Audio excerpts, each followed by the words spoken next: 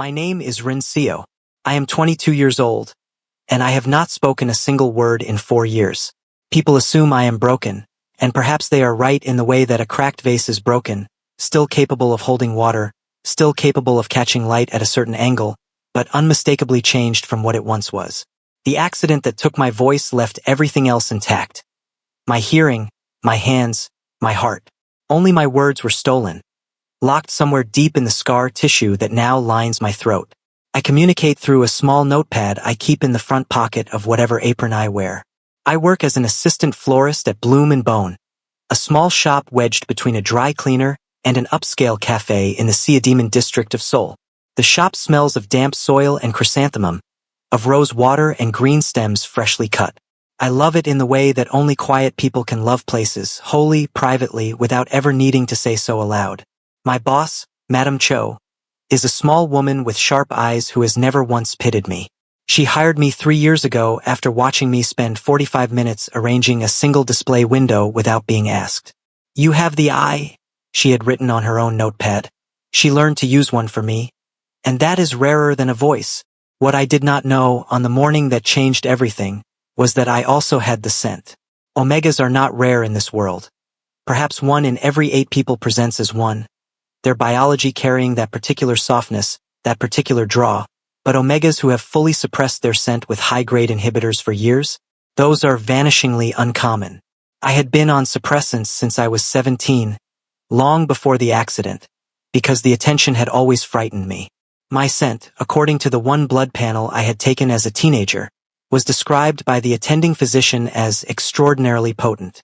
He had actually stood up from his chair and walked to the window to clear his head before finishing the sentence. I had been very, very careful ever since. Until the Tuesday in late October when my suppressant prescription ran out, the pharmacy was closed for a national holiday, and a man walked into Bloom & Bone at precisely 8:47 in the morning wearing a charcoal suit that cost more than my annual rent. He did not look like an alpha in the way that people expect alphas to look, broad-shouldered, loud, filling a room with noise. He was tall, yes, and precise in his movements, but he was quiet. He stood just inside the door and looked at the shop the way a person looks at something they did not expect to find beautiful, and the surprise of it softened his face for just a moment before he composed himself again. He picked up a bundle of white ranunculus, turned it over in his hands, and set it back down. Then he picked up a small pot of rosemary, a strange choice for a florist visit, and smelled it. And then he went very, very still. I was behind the workbench, trimming the stems from a delivery of garden roses, and I did not realize at first that he had become still because of me. I thought perhaps there was something wrong with the rosemary. I looked up. He was already looking at me. His eyes were dark, a particular shade of dark that reminded me of the sky just before it decides to storm, when the color is neither gray nor black but something bruised and private between them. He had the face of someone who had learned very early to keep his expressions contained, and so the fact that he could not contain this one, the slight parting of his lips, the faint furrow between his brows, the barely perceptible intake of breath, told me something had happened that surprised him deeply. I realized then what it was. My suppressants. I had forgotten. Today was the first day without them. I set down my shears with great care, pulled out my notepad, and wrote, "Can I help you?" He crossed the shop in 4 steps. He was faster than I expected, controlled, like someone who had been trained to move with deliberate intent. He stopped at the counter, a meter of wood and old glass between us, and he looked at the notepad. Then he looked at me. "You don't speak," he said. It was not a question. His voice was low, not deep in a performative way, but low in the way of still water, of things with unexpected depth. I shook my head. Something in his face settled, as if this information had rearranged itself into a shape he found strangely acceptable. "I'm here for a funeral arrangement," he said. "For my grandfather." He liked simple things. I turned the notepad and wrote, "What kind of simple?" He considered this. "The kind that doesn't try to say anything." He always said flowers that tried too hard were insulting to the dead. I almost smiled. It was the most honest thing anyone had said in the shop in a long time. I came around the counter, carefully maintaining distance, and led him to the section of the shop where we kept the undyed, unforced blooms. White cosmos, pale green hellebore, dusty miller, sprigs of dried honesty with their papery discs catching the window light. He watched me arrange them in my hands, watched my fingers work quickly and without hesitation, and I felt his gaze the way you feel a change in temperature. Something physical, something you cannot ignore however still you hold yourself. "How long have you worked here?" he asked. I held up 3 fingers. "Years," he said, as if confirming it to himself. I handed him the arrangement. He took it and his fingers brushed mine, the briefest contact, the width of a breath, and I watched his jaw tighten in a way that told me his control cost him something just then. He paid without looking at the amount. At the door, he stopped. "I'll come back," he said. And there was something underneath the words that made them sound less like a statement and more like something he was warning himself against. He came back the next morning. And the morning after that. His name was Kang Jaiwan. I learned this on the 4th visit, not from him, he had not volunteered it, but from the small embossed card he slid across the counter along with his payment. Kang Jaiwan, Chief Executive Officer, KJ Holdings. I had heard of KJ Holdings the way that anyone who reads a newspaper occasionally has heard of it. A conglomerate with interests in pharmaceuticals, real estate, and shipping, founded by a family that had been wealthy for so many generations that their wealth had begun to feel geological, like something that had formed slowly under enormous pressure and now simply was. He did not act like that kind of wealth. He did not act like anything I had a word for. He came every morning at 8:47. I noticed the precision of it after the 3rd visit, noted it in the small diary I kept, and then felt slightly embarrassed to have noted it at all. He always bought something, flowers for his office, a single potted succulent once, a small bundle of dried lavender, but the purchases were pretexts. I understood this and did nothing about it, because understanding something and having the means to address it are different problems entirely when you have no voice. Instead, we developed a language of our own. He learned quickly that I would not perform urgency in my communication, that I would take the time my words required even if they were written words, slow words, words that arrived in small cramped handwriting on lined paper. He stopped filling the silences after the 2nd week. He stood quietly and waited, and the quality of his waiting was different from how most people waited, which was badly, with visible impatience and over-explained conversation. He waited the way animals wait, completely with attention undivided. I wrote to him about flowers. He seemed genuinely interested, asking questions that required actual answers rather than performances. Why does cut stem timing matter? What is the difference between conditioning and tempering? Why do some blooms last longer without water than in it? He absorbed the answers and came back the next day with follow-up questions. He was, I realized with some unease, exceptionally intelligent and genuinely curious, 2 qualities I had not expected to find housed in the body of a corporate alpha. He told me things too, in the unhurried way of someone who had learned to be selective with their words. He told me his grandfather had kept a rooftop garden in their family home in Mapogu. He told me that he had 4 board meetings a week and that he genuinely loathed all of them. He told me. This was on a rainy Friday, both of us watching the street flood through the shop window, that he could not remember the last time he had been somewhere that made him feel quiet inside. I wrote, "The shop or the flowers?" He looked at what I had written for a long moment. "Neither," he said finally, and he looked at me when he said it, and I looked at the arrangement in my hands and trimmed a stem that did not need trimming. 6 weeks into his visits, Madame Cho took me aside while he was at the back of the shop examining a display of winter branches. She wrote, "He's courting you." I wrote back, "He's buying flowers." She gave me the look she reserved for arrangements she found overly literal. "Ren, that man hasn't bought a single thing he actually needed. Do you know how many potted cacti a CEO needs?" I did not answer that. She wrote, "You're not on suppressants anymore. Are you being careful?" I had refilled my prescription by then, 10 days late but refilled. The pharmacist had been on holiday. Then there had been a supply issue. I had managed the gap with extra layers and careful distance. I wrote, "Yes." She watched me with the eyes that saw too much and then went back to her ordering without further comment. But that evening, after he had gone and I was closing up, I stood in the empty shop and let myself think about it properly for the first time.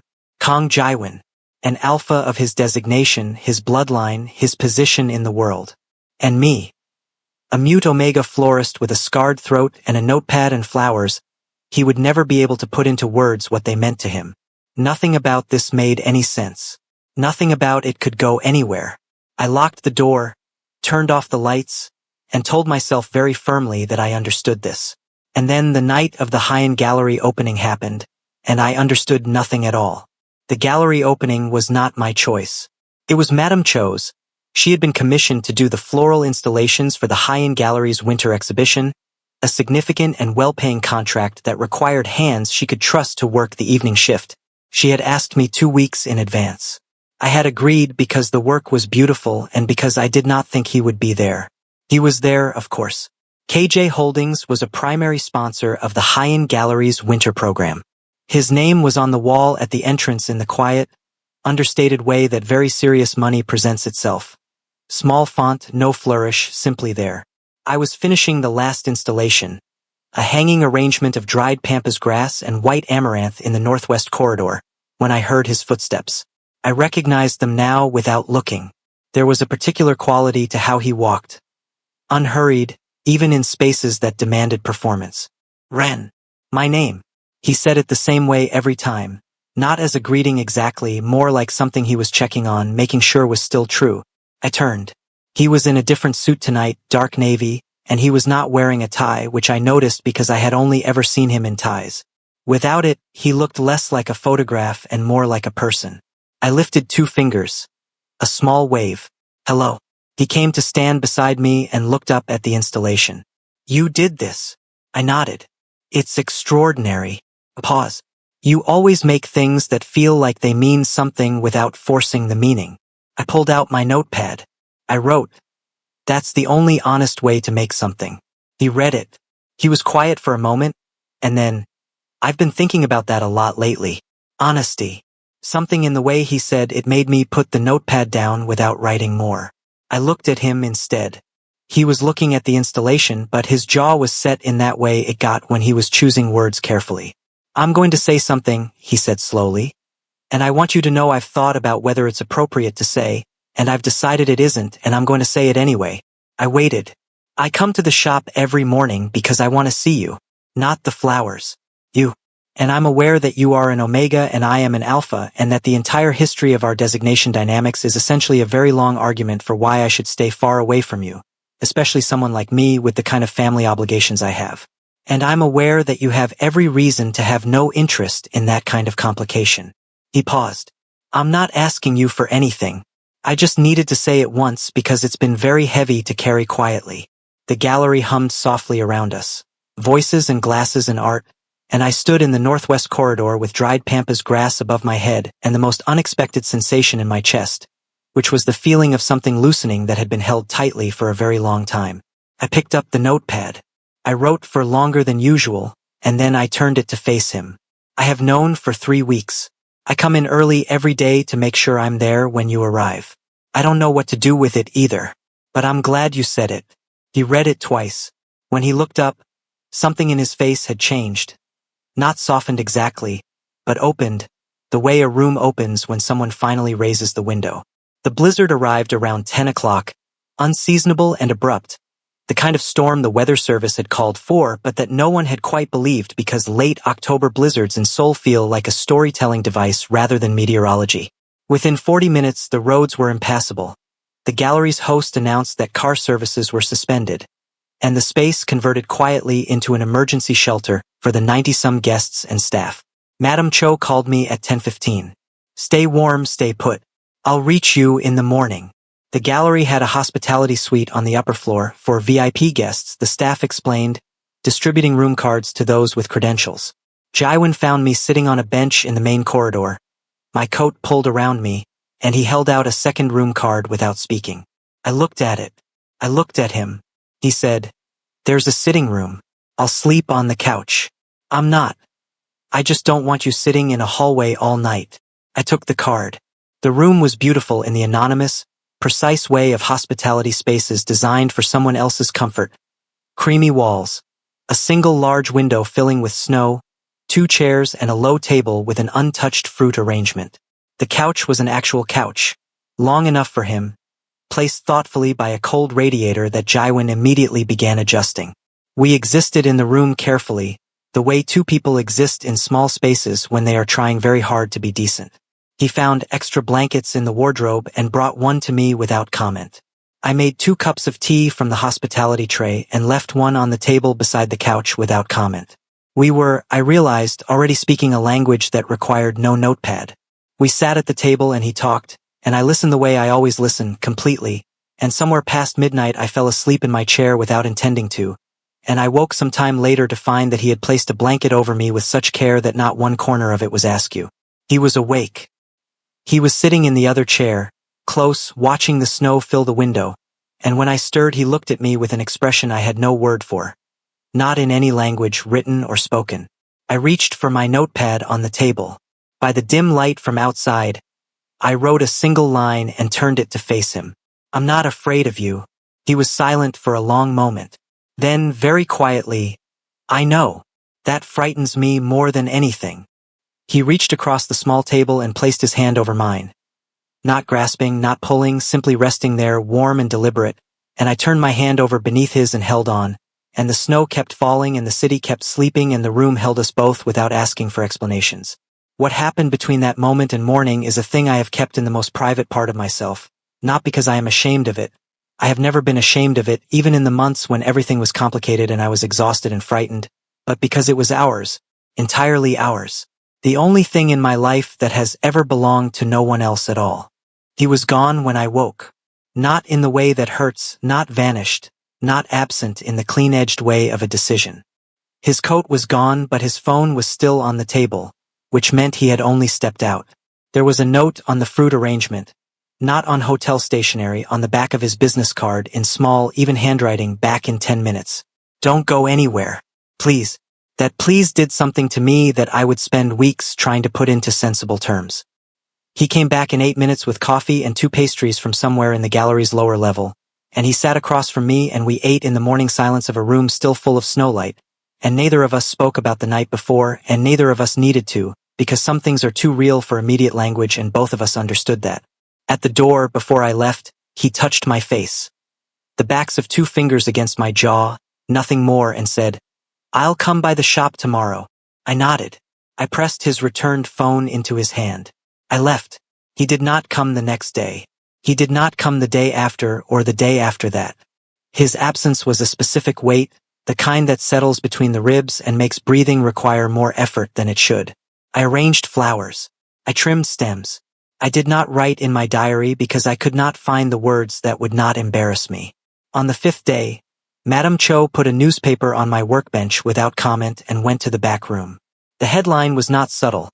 KJ Holdings CEO in renewed discussions over arranged marriage with U Group heiress. Family confirms talks. I read it once. I folded the newspaper very precisely and placed it in the recycling bin beneath the counter and went back to the delivery of winter jasmine that needed conditioning. My hands were completely steady, which surprised me. I had expected them to shake. It was 2 weeks before he came back. He looked different. Thinner, maybe, or just tighter, as if he had been wound more firmly against himself. He stood just inside the door in his usual position and looked at me with something in his face that was the visible shape of a man who has had a very bad time and knows that he caused it. I let him stand there. I finished conditioning the jasmine. Then I got my notepad and wrote, and placed it on the counter facing him. "You don't owe me an explanation. You owe me honesty about what you want. Those are different things." He came to the counter. He read it. He put both hands flat on the glass and looked down at them. "The marriage negotiation has been ongoing for 3 years, he said. My family's expectation. My grandfather, the same grandfather whose funeral those flowers were for, he was the one who arranged it before he died. I've been trying to find a way to close that chapter without destroying relationships that matter to people I love." He looked up. "I'm not telling you this as an excuse. I'm telling you this because you asked for honesty, and I find that I cannot do anything but give you exactly what you ask for." I wrote, "What do you want? Not what your family wants. Not what your grandfather arranged. You." Silence. The shop smelled of jasmine and cold air from the street. "You," he said simply. "I want you. I'm aware of how complicated that is. I'm asking you not to make the decision for me based on the complications." I looked at this man, this quiet, precise, genuinely lonely man who had come into my shop for flowers for a funeral and had, entirely without intending to, rearranged something fundamental in the architecture of my days. And I thought about the night in the gallery room and the snow and his handwriting on the back of a business card. And I thought about what I had been careful about all my life and all the things that careful had cost me. I wrote, "There's something I need to tell you first. I had known for 9 days. I had not told anyone, not Madame Cho, not the pharmacist I had gone to 3 times trying to convince myself the first 2 results were errors. The third result was not an error. I wrote it down on the notepad. All of it. The dates, the tests, what the doctor had confirmed 2 days ago. What she had told me, that it was not 1 but 2. Twins. That my body apparently did not do things by halves. I placed the notepad on the counter and walked to the back of the shop and stood with my back to him because I did not want to see his face arrange itself around something I could not take back. The shop was very quiet for a very long time. Then I heard him come around the counter. He had never come around the counter before, and I felt his hand settle between my shoulder blades, warm and unmoving, the pressure of someone making sure you know they are there. He did not say anything for a while. When he spoke, his voice was lower than usual. "Are you scared?" I nodded without turning around. "So am I." A breath. "I'm more scared of what I'll lose if I step back from this than of anything else." I turned around. He was very close, and his face was the face of a man who has made a decision, the kind of decision that costs a great deal and is made anyway. "I need you to let me handle my family," he said. "Not immediately. I need time to do it correctly with care for everyone involved. But I'm asking you to wait for me while I do it. And I'm asking you to let me be here, whatever here looks like for you right now." I reached for the notepad on the shelf behind me. I wrote the only thing that was true. I've been waiting my whole life to stop being careful. I'll wait a little longer. He was, as it turned out, a man of his word. He came to the shop every morning again. He came differently now, not with the careful restraint of someone managing an inconvenient feeling, but with the settled certainty of someone who has decided. He brought breakfast sometimes, which Madame Cho accepted without comment and which I accepted with a small written note every time that said something different. "Thank you, the red bean ones are best, you forgot napkins again," and he kept all of them, which I discovered much later. The arrangement with his family took 4 months. I did not ask for details. He gave them anyway in the abbreviated way of someone who wants you to know the shape of something without making you carry the weight of it. There were dinners, arguments, a family meeting that lasted 7 hours. The Yu family was, he told me, ultimately more practical than romantic, and when presented with the reality of the situation, they had concerns about public perception but not, it emerged, about his happiness particularly. The engagement was dissolved quietly. There were lawyers and statements and one difficult phone call with a young woman he was careful and respectful about. He told me about all of it and I listened, and when he was done I would write something, sometimes practical, sometimes not, and we would sit in the shop after closing with the lights turned low and the street quiet outside, and I would arrange small things with my hands while he talked, and the arrangement of small things I think helped him talk. My pregnancy was not easy in the logistical sense. Twin Omega pregnancies are high monitoring affairs, and I spent a great deal of time in waiting rooms and in the soft beeping quiet of ultrasound machines and learning the faces of doctors who were trying to be calm and reassuring about 2 heartbeats where there had been none 3 months ago. Jaiwin came to every appointment. This was not a small thing. His schedule was the schedule of a man who ran a large company, and restructuring it required planning that I knew, from small comments, cost him some credibility with a board that had opinions about the proper priorities of a CEO. He came anyway. He sat in the waiting rooms in his expensive suits with his phone off and a small notebook open. He had started carrying one, a real paper one, and he would read or work or sometimes just sit, and when they called my name he stood immediately, always. He learned medical sign language for the visits where I needed my hands free and could not write. He practiced it at home, badly at first and then with increasing confidence, and the first time he signed something correctly across an examination room and the doctor blinked in surprise, I felt something in my chest that I could not have described aloud even if I'd had a voice. In the 5th month, on a quiet Sunday when the city was doing nothing in particular and the light in his apartment. I had been spending weekends there for 2 months by then, a gradual and unannounced migration of presence was falling gold across the floor. He sat beside me on the couch and said, "I want to ask you something, and I want to ask it correctly, which is why I've been thinking about how for 3 weeks. I was knitting badly, a skill I had taken up out of a need to do something with my hands during the months of waiting, and I set the needles down and looked at him. He was holding something.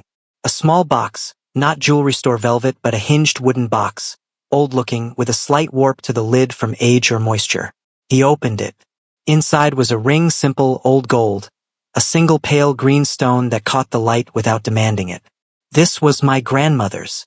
She was a quiet person who preferred gardens to rooms and whose opinion my grandfather valued above everyone else's, including his own. He paused. I want you to have it. Not because of the children, not because it's the appropriate next step, but because when I imagine the rest of my life, you are the only version of it that I want. He looked at me. I know I can't hear your answer. Will you write it for me? I reached for the notepad on the coffee table. My hands were not, this time, steady. I wrote one word and turned it toward him. Yes. And then I wrote a second line beneath it because there was something that needed to be said. You always could hear my answer. You just had to learn to listen differently. He put the ring on my hand and held it for a long moment with both of his, and the Sunday light kept falling golden and the city kept doing nothing in particular, and we sat in the middle of it, quiet and full. Our sons were born on a Tuesday in late April, the same week that Bloom and Bone's garden window was filled with the first ranunculus of the season. The same flower Jaiwan had picked up and set down on the morning he first walked in. I have always felt that was a kindness from the universe, which is not generally known for its kindnesses, and I accepted it with appropriate gratitude. They named themselves, in a way. The older by 4 minutes was calm from the first breath, serious-eyed, watchful, with his father's precise way of examining a room before deciding what to do about it. We named him Seo Wu. The younger was loud, which caught us both off guard, and his cry was the first sound in many years that I found myself wishing I could answer in kind. We named him Jay. Jaiwan cried in the delivery room. He would not admit to this later, but I was there and I saw it, and I keep the memory very carefully in the same place I keep the night in the gallery room and his handwriting on a business card. These are the things that are entirely mine. I am 24 now. Seo Wu and Jay are 14 months old and have recently discovered that they can pull themselves upright using the lower shelves of whatever furniture is closest, which has required us to remove 3 vases, 1 decorative tray, and Jaiwan's collection of small architectural models from accessible surfaces. I still work at the shop. 4 days a week now instead of 6 mornings. Madam Cho adjusted the schedule without being asked, which is how she has always done everything for me. Jaiwan's mother, who initially received news of our situation with the careful neutrality of someone managing a great deal of feeling, has evolved into a grandmother of unexpected dedication who arrives on Tuesday afternoons with food, opinions, and an apparently bottomless reservoir of energy for 2 small boys who are, it must be said, extremely exhausting. Jaiwan leaves for work at 7 and comes home by 6. This is, I know from the things he has explained and the things I have quietly inferred, a restructuring of his entire professional life, done gradually and deliberately over the course of a year. He does not announce this. He simply comes home by 6. In the evenings, after the boys are asleep, we sit on the rooftop terrace of the apartment, the same terrace where I have planted, over the past year, a garden that Madam Cho calls audacious and his mother calls breathtaking and Jaiwan calls the best thing on the property. And we exist in the particular ease of people who have chosen each other from a state of full information, who know the costs and have paid them and are not sorry. He still talks. I still listen. I still write things in small handwriting on whatever is nearest. His notebook, the back of a receipt, the edge of a magazine, and he reads them with full attention every time. Sometimes, sitting in the evening with the city spread below us and the garden growing quietly around us and the sounds of 2 sleeping children somewhere in the apartment behind us, I think about the Tuesday morning that started it, the notebook, the ranunculus, the suppressants I had forgotten. The particular collision of small accidents that brought him through that door at 8:47. I think about how silence, for most of my life, was a cage. The thing I lived inside, the glass wall between myself and a world that communicated in the medium I had lost. And I think about how the same silence, offered to the right person, received with the right quality of attention, became something else entirely. A room we both fit inside. A language we built from scratch. An answer he could always hear if he listened in the right way. He reaches over in the evening dark and takes my hand without looking. He always knows where my hand is, which I have stopped finding remarkable and started simply accepting as one of the fixed facts of the world. And we sit until the city gets quiet and then we go inside. There are people who will spend their whole lives searching for someone who understands the particular shape of their silence. I found mine in a flower shop on a morning I had otherwise forgotten to be careful. I do not know what to call that. Grace, maybe, or just the world occasionally getting it right.